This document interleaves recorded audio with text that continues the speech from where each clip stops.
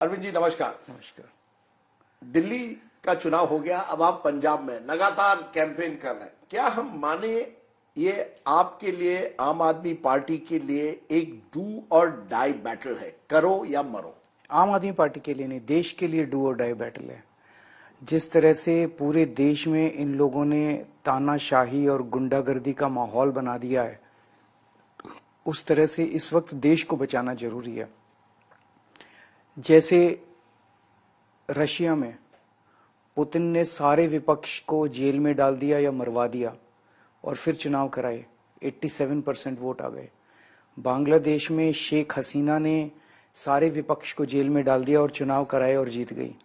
पाकिस्तान में इमरान खान को जेल में डाल दिया, उसकी पार्टी छीन ली, उसका सिंबल छीन लिया और फिर चुनाव कराए। यहाँ इन्होंने चुनाव डिक्लेयर होने के बाद मुझे जेल में डाल दिया। हमारी पार्टी के 3 बड़े नेताओं को जेल में डाला हुआ है और कहते हैं आ जाओ चुनाव लड़ते हैं। वहां एनसीपी के 2 टुकड़े कर दिए, एनसीपी का पार्टी छीन ली, सिंबल छीन लिया। शिवसेना के 2 टुकड़े कर दिए, पार्टी छीन ली, सिंबल छीन लिया। अगर मोदी जी दोबारा आ गए, इस देश के सारे विपक्षी नेताओं को जेल में डाल देंगे। They will be 1 party 1 leader. ये जनतंत्र के लिए और देश के लिए बहुत खतरनाक है। लेकिन आप कह रहे हैं कि ये आम आदमी पार्टी पर दबाव नहीं है, लेकिन हकीकत यही है जो आपने कहा, आपको 2 जून को फिर से जेल जाना है। सुप्रीम कोर्ट ने कहा you will not gate interim, आपकी इंटरिम बेल हम एक्सटेंड नहीं कर रहे हैं, ये उन्होंने आज निर्णय लिया है।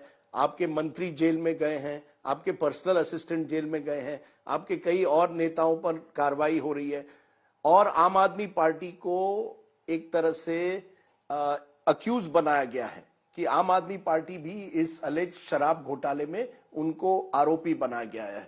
तो कैसे आप कह सकते हैं कि आप पर दबाव नहीं है? वही मैंने कहा, आम आदमी पार्टी इंपॉर्टेंट नहीं है। आम आदमी पार्टी बनी थी देश के लिए। आज जो मनीष सिसोदिया चोर नहीं है, उसको 1.5 साल से जेल में क्यों डाला है मोदी जी ने? क्योंकि मनीष सिसोदिया अच्छे स्कूल बनाता है, मोदी जी नहीं बना सकते। सत्येंद्र जैन चोर नहीं है, उसको क्यों डाला है जेल में? सत्येंद्र जैन मोहल्ला क्लिनिक बनाता है, मोदी जी नहीं बना सकते। मैंने कोई भ्रष्टाचार नहीं किया। अगर केजरीवाल भ्रष्टाचारी है तो इस दुनिया में कोई ईमानदार है ही नहीं। हम लोगों को जेल में इसलिए डाला क्योंकि जो काम हम कर रहे हैं वो मोदी जी नहीं कर सकते। आज सबसे ज्यादा बुलंद आवाज मोदी जी की तानाशाही के खिलाफ आम आदमी पार्टी की है। भगत सिंह का चेला हूं मैं। भगत सिंह जेल गए थे देश को आजाद कराने के लिए। हम लोग जेल जा रहे हैं देश को बचाने के लिए। सारी जिंदगी भी अगर मुझे जेल में रखें देश के लिए, मुझे कोई गिला शिकवा नहीं है। देश के लिए मेरी शरीर का एक एक कतरा मेरा देश के लिए है। लेकिन अरविंद जी, अगर बीजेपी के समर्थक आपके बात सुन रहे हैं, वो कहेंगे मनीष सिसोदिया को मोदी जी ने जेल नहीं डाला, सरकारी एजेंसीज ने डाला और कोर्ट ने उनको बेल नहीं दी।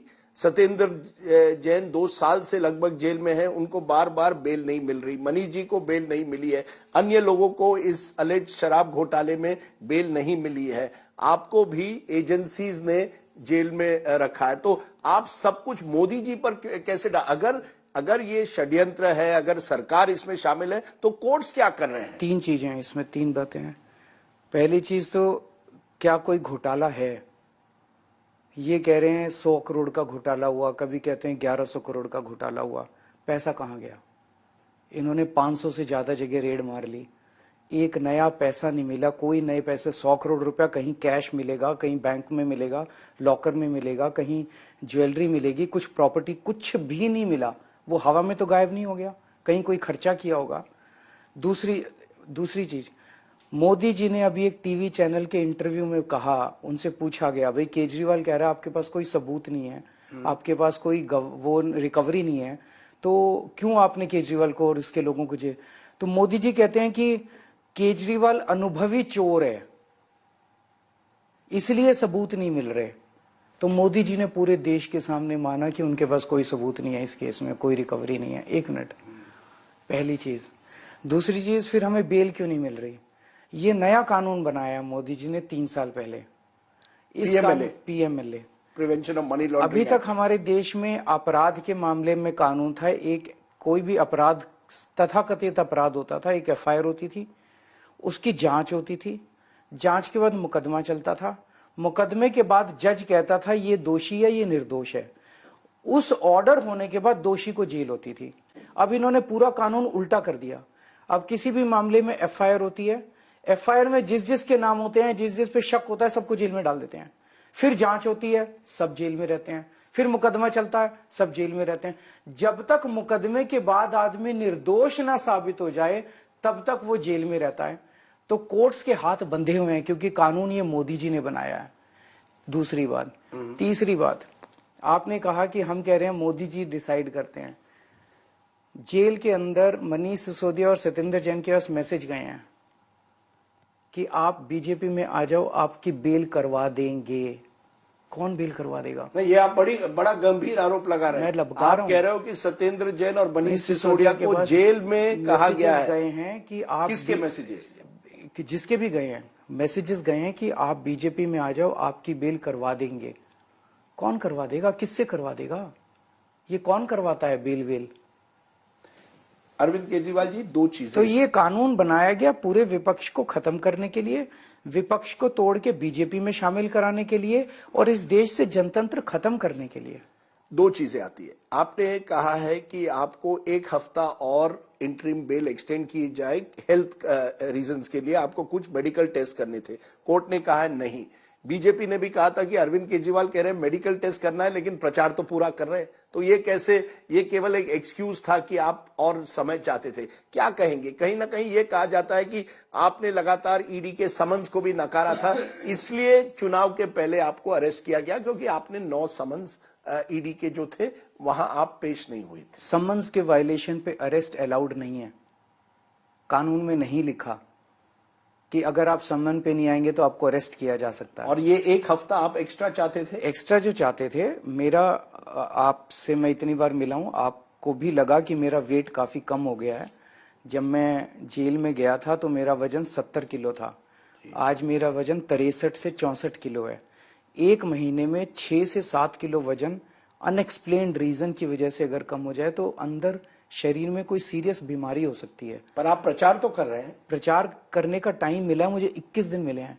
प्रचार करने के बाद मैंने 1 हफ्ते का टाइम मांगा था, और मेरे यूरिन के अंदर मैंने अभी टेस्ट कराया था, कीटोन लेवल्स काफी हाई आए हैं। तो 1 हफ्ते का मैंने टाइम मांगा था कि अगर मैं, मान लीजिए कोई सीरियस बीमारी है और जब पता चले काफी लेट और वो स्टेज 2 स्टेज 3 हो जाए तो वो जान के लिए खतरा पैदा हो सकता है। आपने एक कमेंट, एक जेल आने के बाद ये एक रैली में कहा था कि अगर आम आदमी पार्टी को जनता वोट देगी तो मैं जेल दोबारा नहीं जाऊंगा। इस पर काफी विवाद हुआ है। क्या अरविंद केजरीवाल ये कह रहे हैं कि अगर 4 तारीख को इंडिया अलायंस चुनाव जीतता है या मोदी जी हारते हैं तो आप जेल नहीं जाएंगे, और अगर आप चुनाव हार जाते हैं तो आपका जेल जाना तय है? ये तो कानूनी मामला है ना, इसमें राजनीति कहाँ आ गई? जेल तो मुझे 2 तारीख को जाना है जी, नतीजे 4 को आएंगे जी। कहने का मतलब ये है कि अगर एनडीए हार जाती है, मोदी जी हार जाते हैं, तो कानून को ठीक करेंगे। जिन लोगों को जबरदस्ती जेलों में ठूसा हुआ है उन लोगों को बेल मिलेगी। ईमानदार लोग जो अभी जेलों में सड़ रहे हैं उनको बाहर निकाला जाएगा, और जो बेईमान लोग हैं जिनको इन्होंने अपनी पार्टी में शामिल करा के उनके सारे केसेस रफा दफा कर दिए, कितने लोग हैं इस देश के जितने भ्रष्ट लोग थे वो बीजेपी में ये लोग अपनी पार्टी में शामिल करा लेते हैं और उनके सारे ईडी सीबीआई केसेस बंद हो जाते हैं। असली दोषियों को, असली भ्रष्टाचारियों को सजा दिलवाई जाएगी। आपने कहा इस इंटरव्यू में अरविंद केजरीवाल जी की अगर अरविंद केजरीवाल भ्रष्ट है तो फिर इस देश में कोई नेता ईमानदार, दुनिया में कोई ईमानदार नहीं, कोई ईमानदार नहीं है। आप इसी कट्टर ईमानदार पर आपने अपनी राजनीति की थी, एंटी करप्शन पर। इसी को लेकर जिस तरह से पिछले 1 सालों में आपके नेताओं को अरेस्ट किया गया है, आपको अरेस्ट किया गया है, कहीं आप मानते हैं कि ये जो छवि है आपकी एंटी करप्शन क्रूसेडर की, उसमें कोई ना कोई कमजोरी आई है या नहीं आई है, कि अरविंद केजरीवाल की इमेज को कहीं ना कहीं बड़ा डेंट पहुंचा है? अगर मैं बाहर आके जब प्रचार में गया जी, और जनता ने गले से लगा लिया, जनता ने इतना जबरदस्त स्वागत किया, सारे देश की जनता कह रही है कि गलत कर रहे हैं मोदी जी, गलत कर रहे हैं मोदी जी। आपके जेल जाने से आपको लगता है आपके इमेज पर कोई फर्क नहीं पड़ा? इमेज पे कोई फर्क नहीं पड़ा, उनको उल्टा पड़ा है, उनको बहुत जबरदस्त बैकलैश हुआ है। ये मैंने बताया, ये ट्रेंड है किसी भी डिक्टेटर का, किसी भी तानाशाह का, ये ट्रेंड है। रशिया के अंदर उन्होंने सबको जेल में डाला, कोई तो बहाना बनाया होगा, मुझे पता नहीं है क्या कानून बनाया उन्होंने और किस कानून में डाला।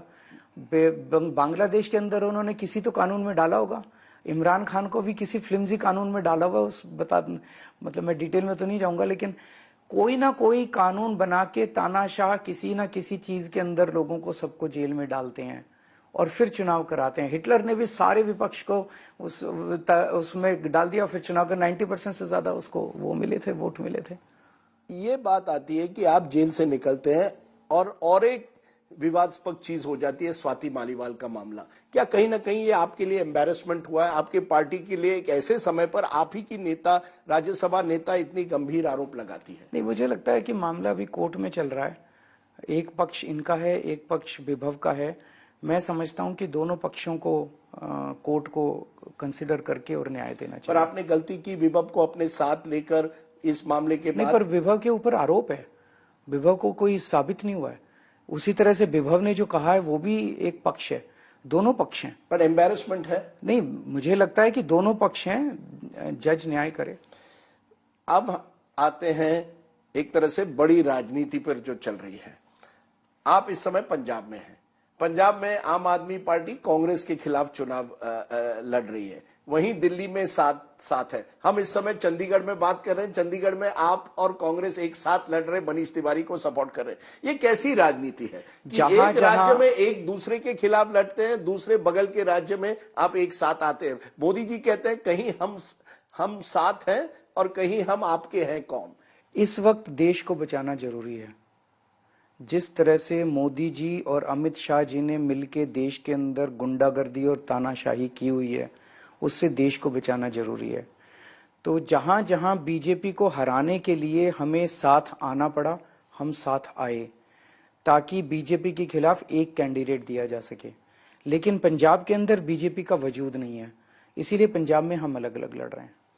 लेकिन ये जो किस वोटर जो है वो क्या समझेगा कि ये दो पार्टी वाकई केवल मोदी जी को हराने के लिए आती है? अब दिल्ली के चुनाव होंगे 8 महीने बाद, क्या उस चुनाव में आप और कांग्रेस साथ में काम कर पाएंगे या वहां आप एक दूसरे के खिलाफ रहेंगे? अभी 4 जून की बात कर रहे हैं, 4 जून के बाद डिसाइड करेंगे क्या होगा।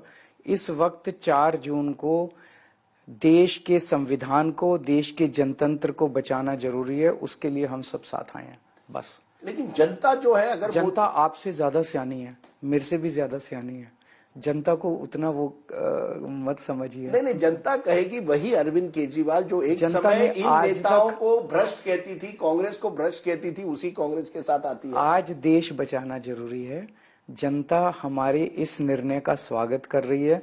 मैं 24 घंटे जनता में ही रहता हूँ, किसी जनता ने मेरे से ये प्रश्न नहीं किया, केवल पत्रकारों ने ये प्रश्न किया।